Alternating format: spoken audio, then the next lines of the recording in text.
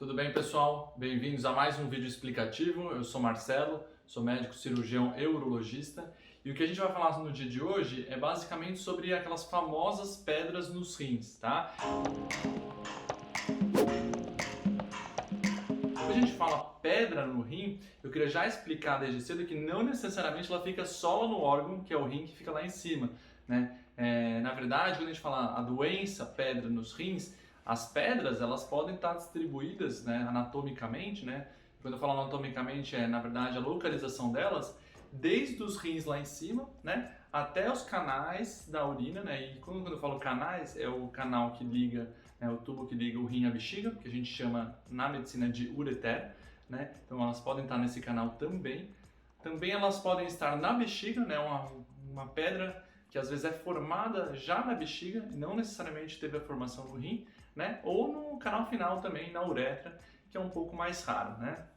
Eu vou falar um pouco sobre essa doença porque nos meses de verão a gente sabe que essa doença tende a aumentar, né? Então eu vou dar um panorama geral, uma introdução sobre essa doença e nos vídeos da sequência eu vou começar a contar para vocês o que a gente pode fazer para prevenir, por que elas são ocasionadas, se tem alguma doença que se correlaciona com pedra no rim, tá? Então quando eu falo pedra no rim, alguns sinônimos que a gente tem, né, que vocês vão ouvir falar também é cálculo urinário, né? Outro nome que a gente também dá, é o nome técnico, a gente fala litíase, tá? Litíase é exatamente do grego, né? Litos é pedra, tá?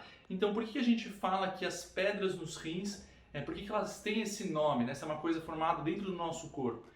É exatamente o mesmo mecanismo de formação de uma pedra, de uma rocha. Na verdade, é uma constituição, né, de alguns elementos, cálcio, fosfato, ácido úrico, que ao se juntarem, eles formam uma coisa dura, né? Então, isso que é basicamente a pedra. É uma junção, né, de alguns elementos químicos que no ambiente, por exemplo, como o da urina, se a urina estiver muito concentrada, esses cristais, que são naturais da urina, eles acabam se juntando e formando uma coisa dura, né? E que às vezes se formam lá nos rins, às vezes se formam na bexiga, né? E às vezes eles são passados adiante da onde eles foram formados. Então se eles formam no rim, eles podem descer e migrar em relação à via de saída, né? Seguindo o sentido e o fluxo da urina, tá?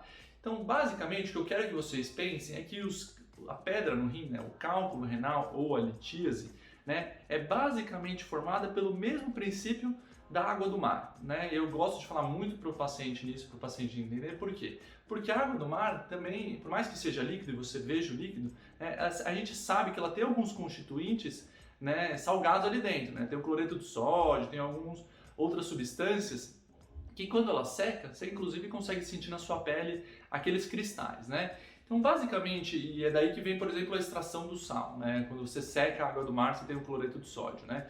O mecanismo de formação delas no corpo humano é exatamente igual, né? A gente tem o líquido, que elas estão banhadas, né? Essas substâncias estão banhadas, que é a urina, né? Se a gente colocar só o líquido propriamente dito, e a gente tem esses cristais, né?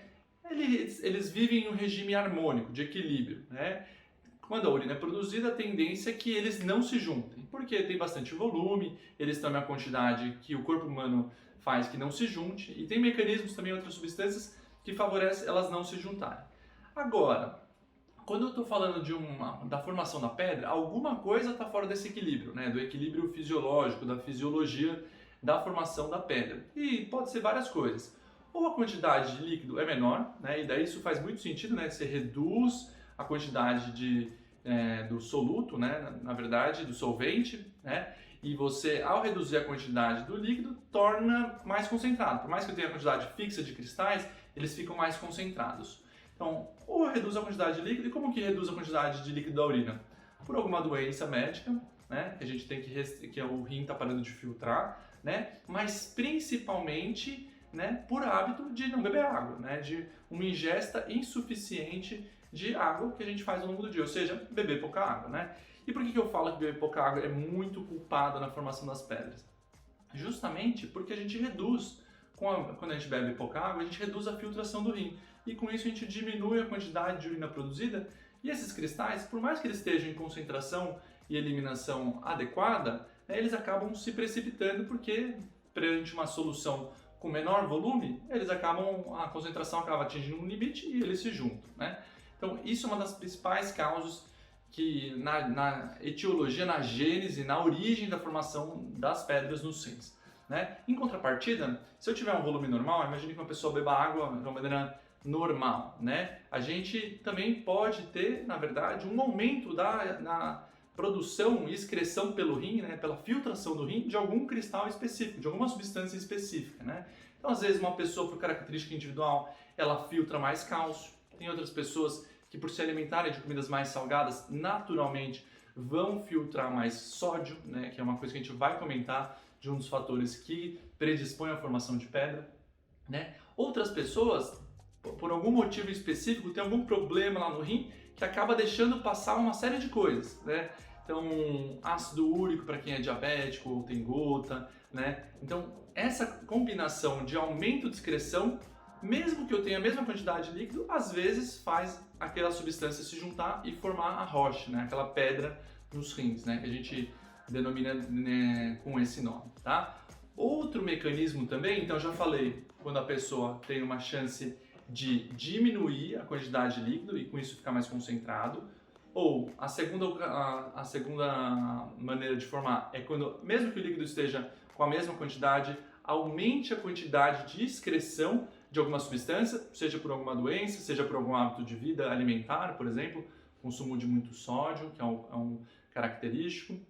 Tá? E o terceiro é ela diminua algumas substâncias que a gente tem na urina, por algum motivo, né, seja uma doença, também uma infecção, diminui as substâncias que evitam daquilo se juntar, tá? Que a gente fala que são os elementos que ajudam a impedir o cálculo, os inibidores do cálculo. E tem muita gente que tem isso baixo, né? Eu cito sempre o citrato, tá? Porque às vezes a redução do citrato, ela favorece que mesmo que com líquido normal, com o volume dos elementos normais, se eu tiver um citrato baixo, eles podem se juntar e formar o cálculo, tá? Então, alguma dessas três coisas podem estar alteradas para formar essa doença que é chamada cálculo renal, tá? Então, por isso que é importante o acompanhamento com o médico, né? Não só o tratamento, às vezes, de uma crise de cólica renal, né? De uma pedra no rim, que a pessoa vai parar no pronto-socorro, mas para entender o que está por debaixo, tá? Porque 2/3 dos casos, eu gosto de falar esse número bem simples, 2/3 dos casos, a gente acha exatamente qual que é a causa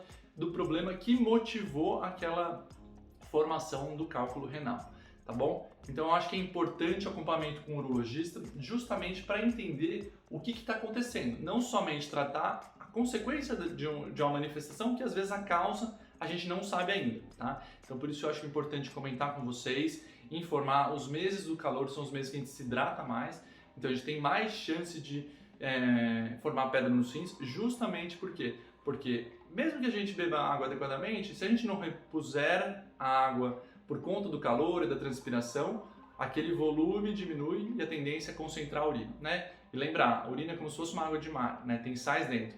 Reduzir o volume, aqueles sais ficam mais concentrados e eles podem se juntar e formar a temida, né, e a conhecida pedra no rim, tá? Ou nos canais, né? Porque às vezes ela migra.